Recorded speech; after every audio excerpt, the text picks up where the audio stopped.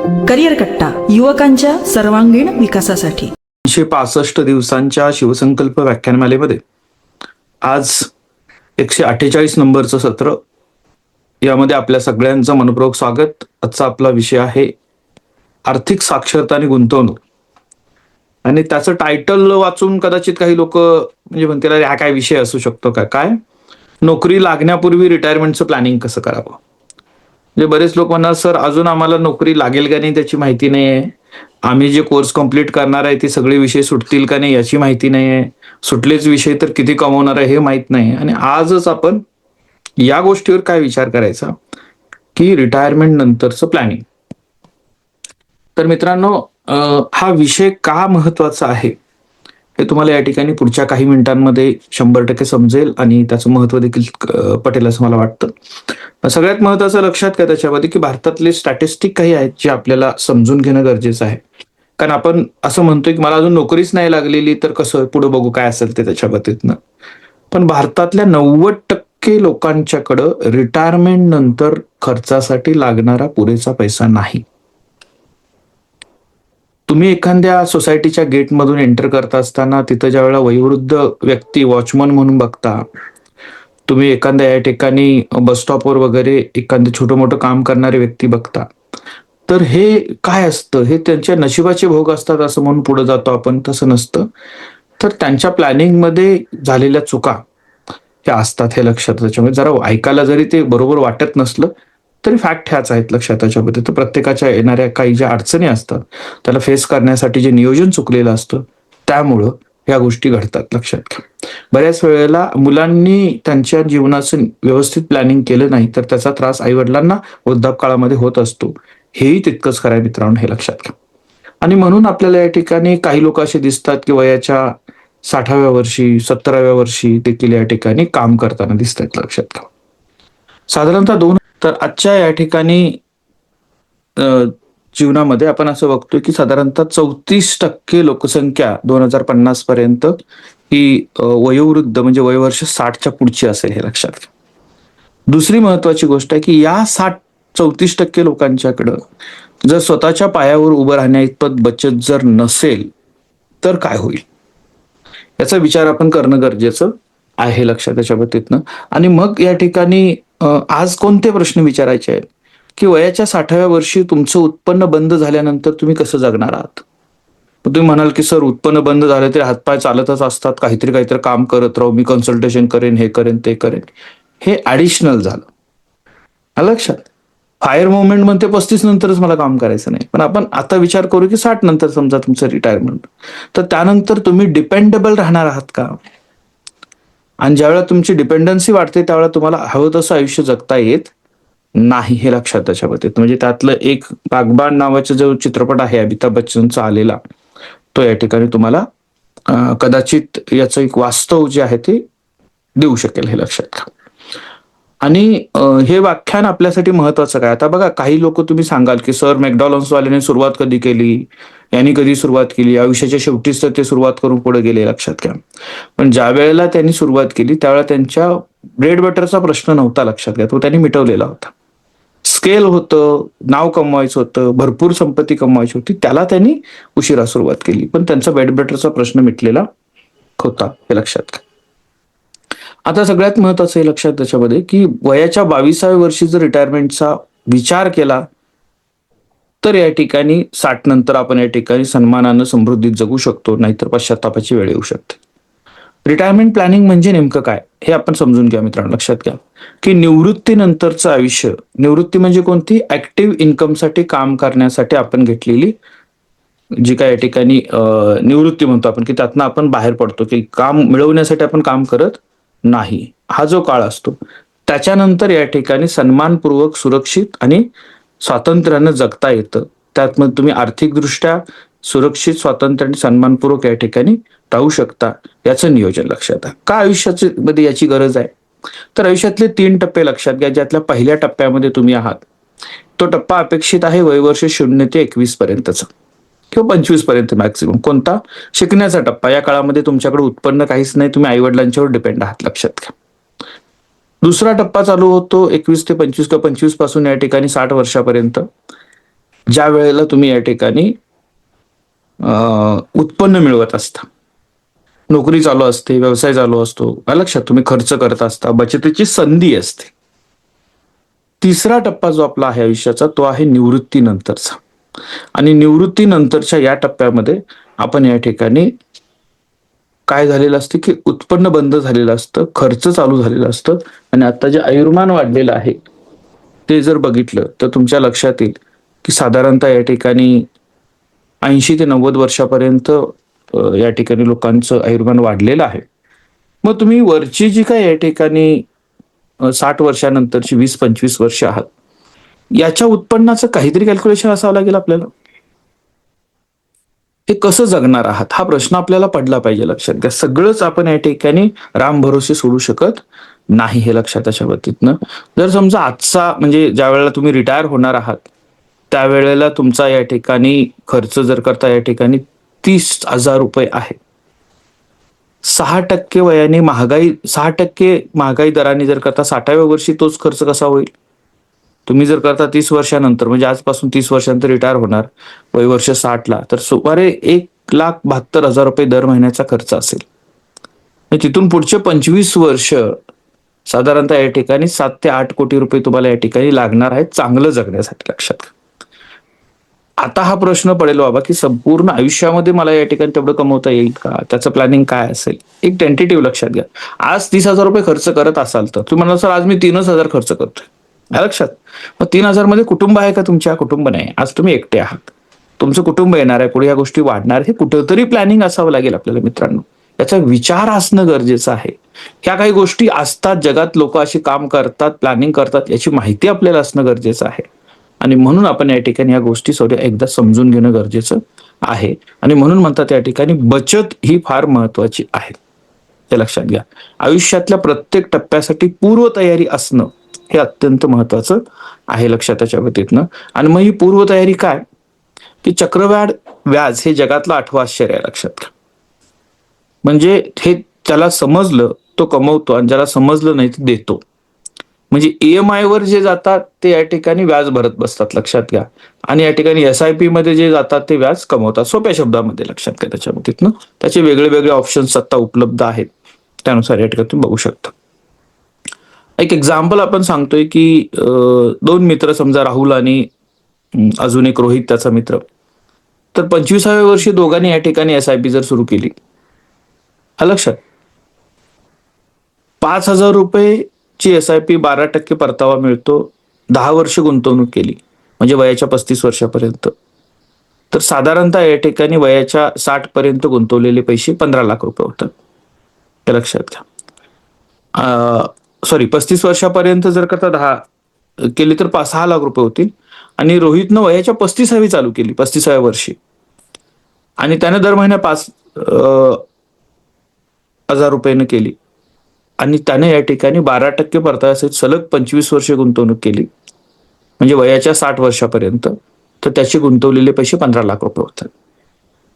आता 60व्या वर्षीचा परिणाम काय आहे तर राहुलनं फक्त 25 ते 35 या वयामध्ये 10च वर्षामध्ये 6 लाख रुपये टाकलेले आहेत. पण त्याची जी काय व्हॅल्युएशन आहे त्याच्या वयाच्या 60व्या वर्षी ते साधारणतः 3.5 कोटी रुपये होईल. आणि रोहितनं 35 ते 60 या वर्षामध्ये 15 लाख टाकले म्हणजे 6×2=12, डबल पेक्षाही जास्त, 1.5पट अमाऊंट या ठिकाणी त्यांनी टाकलेली आहे, जास्त टाकलेले आहे. पण त्याचं व्हॅल्युएशन 60व्या वर्षी फक्त 94 लाख रुपये असणार आहे. अर्ली स्टार्टचा फायदा समजून घ्या मित्रांनो. आणि मग अशा पद्धतीचे जर काही या ठिकाणी गोष्टी चालत असतील तर ते शोधा. म्हणजे असं हे काही रील मध्ये आलेली इन्फॉर्मेशन आहे किंवा कोणीतरी व्हिडिओ बनवला असं नाही, त्याच्या पाठीमागे स्टॅटिस्टिक आहे, त्याच्या पाठीमागे डेटा आहे, त्याच्या पाठीमागे अनालिटिकल रिपोर्ट आहेत. हे रिपोर्ट तुम्ही या ठिकाणी थोडंसं बघून घेणं, समजणं गरजेचं आहे, हे लक्षात त्याच्या पद्धतीनं. त्यामुळं पहिल्या वर्षी तुमच्या मूळ रकमेवर व्याज मिळतं, दुसऱ्या वर्षी मूळ रक्कम प्लस त्याच्या व्याजावरचं व्याज मिळतं, तिसऱ्या वर्षी सर्वांवर व्याज मिळतं आणि हे व्याजावरचं व्याज वाढत जातं. लक्षात घ्या. 25व्या वर्षी 1 लाख गुंतवले, 60व्या वर्षी त्याचे 53 लाख होत आहेत. 35व्या वर्षी 1 लाख गुंतवले तर 60व्या वर्षी त्याचे 17 लाख होत आहेत. आणि 45व्या वर्षी 1 लाख गुंतवले तर 60व्या वर्षी त्याचे फक्त 5.5 लाख होत आहेत. म्हणजे अर्ली स्टार्ट हा महत्वाचा आहे, हे लक्षात ठेवायच्या पद्धतीत. म्हणजे 10 वर्षांनी दर दर 10 वर्षांनी त्याची काय आहे ती मिळणारे रिटर्न जे आहे ते 3 पट कमी होत आहेत. म्हणून आजचा विषय मी घेतला की नोकरी लागण्यापूर्वी रिटायरमेंटचं प्लॅन. म्हणजे वयाच्या 21व्या-22व्या वर्षी तुम्ही कुठेही काम करताय, त्यातनं 2-3 हजार, 4 हजार, 5 हजार तुम्हाला जे काय मिळतात, सवयी तर लावू आपण, नंतर वाढवत चला अमाऊंट जे असेल ते त्याच्यामध्ये. हे पैसे काढायचेच नाहीत आपल्याला, हे टाकत जायचे फक्त, लक्षात घ्या. तर ही पद्धत थोडीशी आपल्याला समजून घेणं गरजेचं आहे, हे लक्षात त्याच्यामध्ये. त्यानंतर या ठिकाणी लक्षात घ्या की एक साधारणतः 100 वर्ष टेंटेटिव्ह आपण हायपोथेटिकली एज पकडून त्याचं एक या ठिकाणी सूत्र आहे त्याचं, हे लक्षात त्याच्यामध्ये. पोर्टफोलिओमध्ये किती शेअर आणि किती इक्विटी असावी त्याच्यामध्ये. 100 मायनस तुमचं एज जे असेल ते, तेवढी तुमची इक्विटीमध्ये टक्केवारी असेल. म्हणजे तुम्ही 25व्या वर्षी इक्विटीमध्ये जर कदा गुंतवणूक करणार असाल तर 75% रक्कम तुमची इक्विटीमध्ये असू शकते, कारण तुम्ही रिस्क जास्त घेऊ शकता, लक्षात घ्या. हेच 45व्या वर्षी करणार असाल तर तुम्ही या ठिकाणी फक्त 55% इक्विटी घेऊ शकाल, कारण तुमची रिस्क बेअरिंग कपॅसिटी कमी झालेली आहे. आणि 60 वर्षी करणार असाल तर ती फक्त 40% इक्विटीवर असेल, लक्षात घ्या. म्हणजे तुम्ही तरुण असताना जास्त रिस्क घेणं गरजेचं आहे, हे लक्षात घ्या. आता हे करत असताना लक्षात घ्या, वेळ तुमच्या बाजूने असते, तुमच्या बाजूने जोखीम तुम्ही घेऊ शकता आणि वेळेला तुमच्या बाजूने तुम्ही निवृत्त किंवा तुमच्या बाजूने परावृत्त करू शकता, हे लक्षात घ्या. लवकर नियोजनाचे फायदे काय आहेत? अर्ली स्टार्टचे फायदे असतात, लक्षात घ्या. त्यातले 7 मोठे फायदे. पहिला फायदा लक्षात घ्या, कमी रकमेमध्ये जास्त भांडवल तयार होतं. जेवढ्या लवकर चालू कराल तेवढ्या रकमेने, लक्षात घ्या. म्हणजे 25व्या वर्षी 5,000 रुपये महिन्याला पुरेसे असतात, पण 45व्या वर्षी तुम्हाला वयाच्या 30,000 रुपये लागणार ते उद्दिष्ट गाठायला, लक्षात घ्या. त्यामुळे तुम्ही अर्ली स्टार्ट करा. फायनान्शियल इंडिपेंडन्सी म्हणजे जी फायर मुवमेंट आहे, फायनान्शियली आपल्याला इंडिपेंडन्स व्हायचं आहे, लक्षात घ्या त्याच्या वतीतनं. तर तुम्हाला या ठिकाणी वयाच्या 50-55ला देखील काम करण्याची गरज नसायला पाहिजे. आपण तर 35-40च म्हणतोय बाकीच्या फायर मुवमेंटमध्ये जी मुलं पुढे येत आहेत त्यांच्यासाठी, लक्षात घ्या. आणि मग असं जर असेल तर तुम्हाला फक्त इच्छा असेल तर काम करायला हरकत नाही. मला आवड आहे म्हणून मी काम करतोय, मी काम नाही केलं तर माझं घर चालणार नाही म्हणून जर काम करत असाल तर ते फेल्युअर आहे, मित्रांनो, लक्षात घ्या. या गोष्टी समजायला पाहिजेत, हे लक्षात घ्या. तिसरं महत्वाचं आहे, जोखीम पेलवण्याची क्षमता वाढते. तुम्ही तरुण असताना या बाजारपेठेमध्ये उतरलात तर तुम्हाला बाजार खाली जरी गेला तरी सावरायसाठी तुम्हाला वेळ असतो, लक्षात घ्या. वयाच्या 55व्या वर्षी ती लिबर्टी का ती लक्झरी तुम्हाला उपलब्ध नसते. म्हणजे मार्केट खाली गेलं तर काय करायचं, मार्केट खाली गेलं तर आपण वर जाण्याची शक्यता असते त्या धक्क्यानं, लक्षात घ्या. असे या ठिकाणी काही अनुभव बघितलेले आहेत, लक्षात. दरवेळेला मार्केट क्रॅश झाल्याची ज्यावेळेला बातमी येते त्यावेळेला कितीतरी लोक या ठिकाणी आत्महत्या करतायत, त्यांना अटॅक येतो, ते हॉस्पिटलाइज होत आहेत, त्यांची तब्येत बिघडते. ह्या सगळ्या गोष्टी आपण बघितलेल्या असतात. चौथं महत्वाचा यातला मुद्दा लक्षात घ्या, आयुष्यातली स्वप्न पूर्ण करता येतील, हे लक्षात घ्या. स्वप्न पूर्ण करणं आणि आलेला दिवस ढकलत जगणं याच्यात फरक आहे, मित्रांनो, लक्षात घ्या. एक तर चांगली स्वप्न पडली पाहिजेत आणि ती स्वप्न पूर्ण करण्यासाठीचं नियोजन देखील चांगलं असायला पाहिजे, लक्षात घ्या. म्हणजे आयुष्य फक्त काय की आई वडिलांनी तुम्हाला शिकवलं, तुम्हाला नोकरी लावली, मग तुम्ही लग्न करणार, तुमच्या मुलांना शिकवणार, त्यांची नोकरी आणि ते तुम्हाला सांभाळतील ह्या अपेक्षेमध्ये जगणार, हे जगणं असू शकत नाही आजच्या कालावधीमध्ये. तुम्हाला तुमच्या आयुष्याचे संपूर्ण नियोजन स्वतः करावं लागणार आहे, लक्षात त्याच्यामध्ये. म्हणजे तुमचा प्रवास, तुमचं छंद, तुमच्या मुलांचं शिक्षण, स्वप्नातलं घर, ह्या सगळ्या गोष्टी तुम्हाला पॉसिबल आहेत. प्लॅनिंग पाहिजे, हे लक्षात घ्या पहिल्यांदा. आणि या प्लॅनिंगसाठी म्हणून आपण या ठिकाणी हे सेशन आज घेतलेलं आहे, हे समजून घ्या. त्याच्यामध्ये आपत्कालीन परिस्थितीसाठी आपली तयारी असते. म्हणजे अचानक आजार उद्भवतो, अपघात उद्भवतो, नोकरी या ठिकाणी गमवण्याची शक्यता असते, तर या वेळेला बचत हीच खरी आपली सुरक्षा असते, हे लक्षात घ्या. कुटुंबावर माझी डिपेंडन्सी नाही पाहिजे. म्हणजे तुमच्यावर म्हणजे तुमचा खर्च करावा लागतो, तुमच्यासाठी अडचणी येतात, हे असलं काही तुमच्याबद्दल मुलांच्या ह्याच्यावर किंवा तुमच्या कुटुंबावर तुमचा डिपेंडन्सी पण असायला नाही पाहिजे, हे लक्षात घ्या. मानसिक शांती, पैशाची चिंता नसेल तर तुम्हाला या ठिकाणी मन शांत राहतं, नाती चांगली जपली जातात, आरोग्य उत्तम राहतं, लक्षात घ्या. ही ती 7 कारणं आहेत की ज्याच्यासाठी आपल्याला अर्ली प्लॅनिंग करणं गरजेचं आहे, हे लक्षात. त्याच्यामध्ये वॉरन बफे काय म्हणतात बघा, की एखाद्याला आज सावली मिळते कारण कोणीतरी फार वर्षापूर्वी झाड लावले आहे. मग तुम्ही आता झाड लावणं गरजेचं आहे, लक्षात घ्या. रिटायरमेंटचं प्लॅनिंग म्हणजे काय की आपणच झाड लावायचं आणि उद्या आपणच त्या सावलीत बसू शकतो. आपल्या आईवडिलांनी आमच्यासाठी जे केलेलं आहे, आपल्यासाठी जे केलेलं आहे ते त्यांच्या क्षमता, त्यांचं कुवत, त्यांचं मॅनेजमेंट, त्यांचे संघर्ष यातून तुमच्यासाठी दिले द बेस्टच आहे, लक्षात घ्या. त्याच्याबद्दल कुरकुर करणं, त्याच्याबद्दल खंत वाटणं हे चुकीचं आहे. पण त्यांनी जे दिलेलं आहे त्यांना एका विशिष्ट उंचीवर घेऊन जाण्यासाठी तुम्हाला या गोष्टी समजल्याच.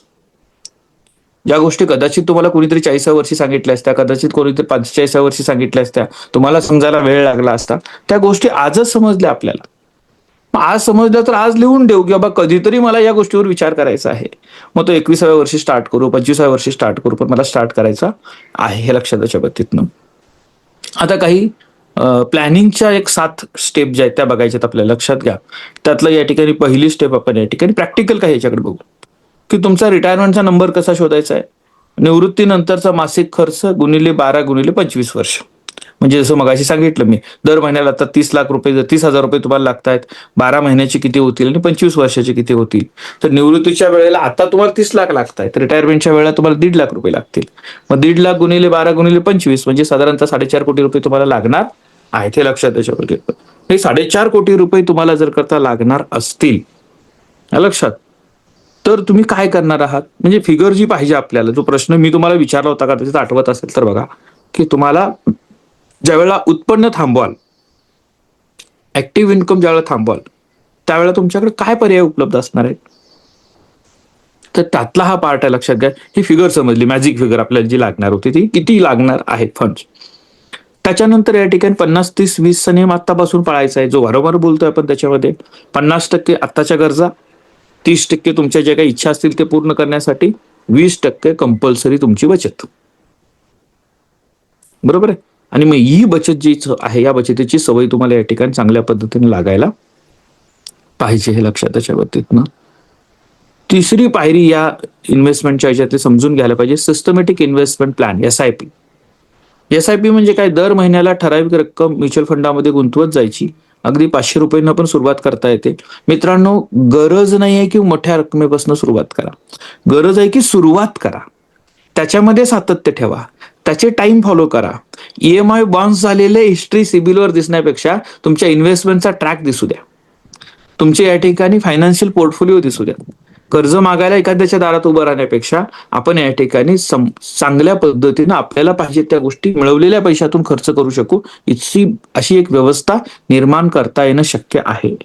SIP जे पाहिजे काय, शिस्तबद्ध बचत होते, चक्रवाढ व्याजदराचा फायदा मिळतो. त्यानंतर या ठिकाणी बाजार खालीवर होत असताना त्याची या ठिकाणी सरासरी किंमत तुम्हाला मिळत जाते, लक्षात घ्या, तुम्ही इतर ठिकाणी कामं करत असताना देखील. आणि त्याचं प्रोफेशनल मॅनेजमेंट करणं हे SIP ला शक्य होतं. तुम्ही जरी दररोज ते हे नाही ओपन करून बसला तरी चालतं, हे लक्षात घ्या. म्हणजे दररोज मोबाईलमध्ये ऍप ओपन करून बसतात, लेक्चर चालू आहे तरी बघायला मार्केट खालीवर केलं का, हे केलं का, याची गरज इथं नाही, हे लक्षात त्याच्या पद्धतीने. त्याच्यानंतर या ठिकाणी कुठे SIP चालू करायची, पण त्याचे वेगळे वेगळे प्लॅटफॉर्म्स आहेत. त्या प्लॅटफॉर्मचं प्रमोशन करणं हा माझा उद्देश नाही, त्यामुळे तुम्ही ते प्लॅटफॉर्म शोधून घ्यावे. त्याचा या ठिकाणी ट्रस्ट जो आहे तो आपण या ठिकाणी शोधायचा आहे. मोफत ऍप मिळत आहेत त्याच्या बाबतीतनं, त्यातनं करू शकतो. सर्व बँकांच्या वेबसाईटवर या ठिकाणी उपलब्ध आहे, म्युच्युअल फंड कंपन्यांच्या वेबसाईटवर या ठिकाणी उपलब्ध आहे. आणि चौथी महत्वाची पायरी याच्यातली लक्षात घ्या, की डायव्हर्सिफाईड या ठिकाणी इन्व्हेस्टमेंट आपल्या असायला पाहिजे. म्हणजे आपण म्हणतो ना की don't put all ball in one basket, तर सगळेच या ठिकाणी एका ह्याच्यात न ठेवता वेगवेगळ्या या ठिकाणी बास्केटमध्ये तुम्हाला तुमची इन्व्हेस्टमेंट करता यायला पाहिजे. म्हणजे म्युच्युअल फंड आणि इक्विटीसाठी तुम्हाला या ठिकाणी दीर्घकालीन परतावा मिळतो त्याला, की जो साधारणतः 12 ते 15% असतो. त्याच्यासाठी तुम्हाला वेगळी या ठिकाणी हे असली पाहिजे. PPF सारखे अकाउंट आहे, करमुक्त, सुरक्षित, 15 वर्ष लॉकिंग पिरियड असणारा तो या ठिकाणी इन्व्हेस्टमेंटचा प्लॅन आहे. त्याच्यामध्ये साधारणतः 5 ते 7% रक्कम असावी. NPS आहे, नॅशनल पेन्शन स्कीम जी आहे ती विशेषतः रिटायरमेंटसाठीची कर सवलत त्याच्यामध्ये असते, तर तिथं आपण या ठिकाणी प्लॅन करावा काही.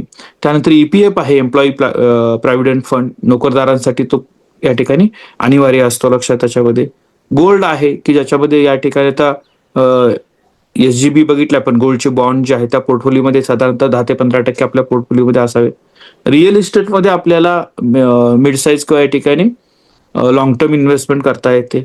फिक्स डिपॉझिट हे आपत्कालीन निधी आणि सुरक्षेसाठी या ठिकाणी वापरले जातात. आरोग्य आणि विमा हे देखील त्याचा एक प्लॅन आहे, लक्षात त्याच्या बाबतीतनं. आता हे सगळं ज्या वेळेला तुम्ही बघताय, लक्षात घ्या, हे जे काही पिलर्स तुम्ही बघितले हे सगळे तुमच्या फायनान्शियल प्लॅनिंगचे महत्वाचे घटक आहेत मित्रांनो, लक्षात घ्या.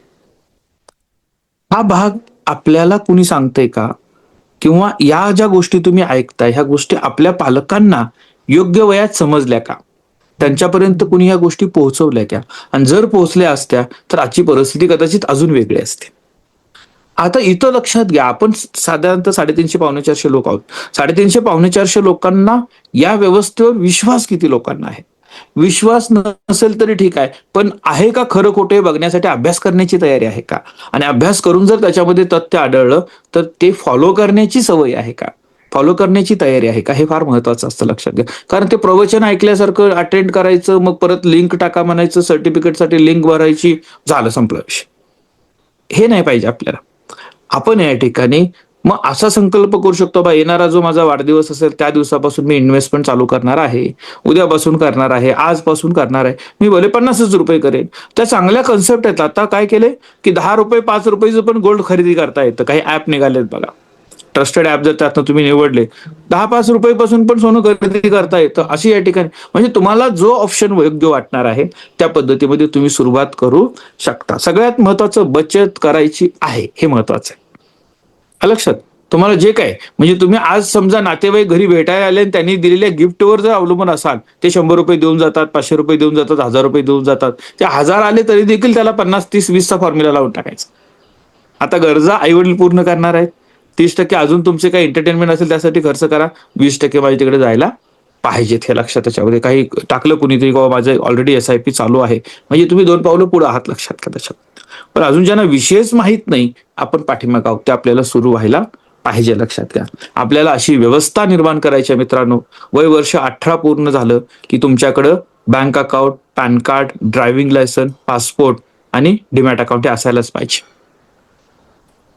आणि मग तिथून या ठिकाणी तुम्हाला ही प्लॅनिंग चालू व्हायला पाहिजे. हे लक्षात, त्याच्या बाबतीतनं तुम्हाला आपत्कालीन निधी जो आहे तो माहिती आहे, आपण वारंवार बोलत आहोत, 6 महिन्याचा कमीत कमी खर्च तुमचा या ठिकाणी कुठेतरी स्टोअर असायला पाहिजे. हे लक्षात घ्या. अटेंडन्सची लिंक द्या पहिल्यांदा, मेसेज सारखे येतात मुलांचे. त्याच्यानंतर या ठिकाणी नोकरी सोडायच्या वेळेला इतर ठिकाणी जर तो इमर्जन्सी फंड असेल तर तुम्हाला उपयोगाला येतो. आता सगळ्यात महत्वाचं, तुमचा पोर्टफोलिओचा रिव्ह्यू कधी करायचा? वर्षातून एकदा पोर्टफोलिओ तपासा, इन्व्हेस्टमेंट पोर्टफोलिओ तुमचा जो आहे तो. त्याच्यानंतर या ठिकाणी महागाईनुसार SIP ची या ठिकाणी तुम्हाला रक्कम वाढवावी लागेल. पगारवाढीनुसार या ठिकाणी बचत तुमचं जे काय आहे ते वाढवायच्या, लक्षात घ्या. स्टेपअप SIP म्हणतो आपण त्याला. त्यानंतर जीवनातलं जे काय तुमचे बदल आहे त्यानुसार लग्न, मुलं आणि घर यासाठीचं प्लॅनिंग करा. तुमचा नियम जो आहे 10% पगार वाढला तर 15% बचत वाढवायची आहे, लक्षात घ्या. म्हणजे तुमचं कंट्रोल व्यवस्थित होत जाणार आहे, लक्षात. हे काय वाटतं ऐकायला, सर असं असतं का, सोडून देतो सगळं. त्याच्यामध्ये वेळ गेल्यानंतर ह्या सगळ्या गोष्टी समजून चालणार नाहीत, हे लक्षात. त्याच्यावरती तर तुम्ही कधी सुरू करताय त्याच्यानुसार या ठिकाणी तुमचे रिटायरमेंटचे प्लॅनिंग चालणार आहेत, हे लक्षात घ्या मित्रांनो. आजचा जो विषय मी तुम्हाला सांगितला, मी तुम्हाला सॉरी सुरुवातीला सांगितलं होतं की बऱ्याच मुलांना असं वाटेल की सर नोकरीच नाही लागली आणि रिटायरमेंटचं प्लॅनिंग, याच्यावर आपण का बोलतोय? तुम्ही आता त्या वयापर्यंत पोहोचलात किंवा 1-2 वर्ष मागे आहात मित्रांनो. काही 17 वर्षाच्या आहेत, काही 18 वर्षाच्या आहेत, काही 21 वर्षाच्या आहेत टीवायला असणारे, हे लक्षात घ्या. तुम्हाला आत्ताही माहित असलं पाहिजे, माझं कॉलेज संपलं किंवा आता देखील मी थोडंफार काही ना काहीतरी चालू करणार आहे. आणि चालू करणं महत्वाचं नाही, चालू करून ते सातत्य ठेवणं गरजेचं आहे. आपण 2430 मुलांच्या पासून प्रशिक्षणाच्या शेवटच्या दिवशी 800 पर्यंत आलेलो आहोत. आणि सकाळी तर आपण 400 पर्यंत आलेलो आहोत, लक्षात घ्या. ही संख्या 40 पर्यंत गेली तरी 365 दिवस पूर्ण होणारच आहेत, लक्षात घ्या. चालू करणं आणि सोडून देणं म्हणजे दरवर्षी 1 तारखेला जिम लावायची आणि 3 तारखेला बंद करायची, याच्यापेक्षा सातत्यगिरी ठेवतो त्याला त्याचे रिझल्ट भेटणार आहेत, लक्षात घ्या. आजच्या सत्रामध्ये उपस्थित तुमच्या सगळ्यांचं मनपूर्वक या ठिकाणी अभिनंदन, आभार आणि तुमच्या आजच्या दिवसासाठी मनपूर्वक शुभेच्छा. धन्यवाद.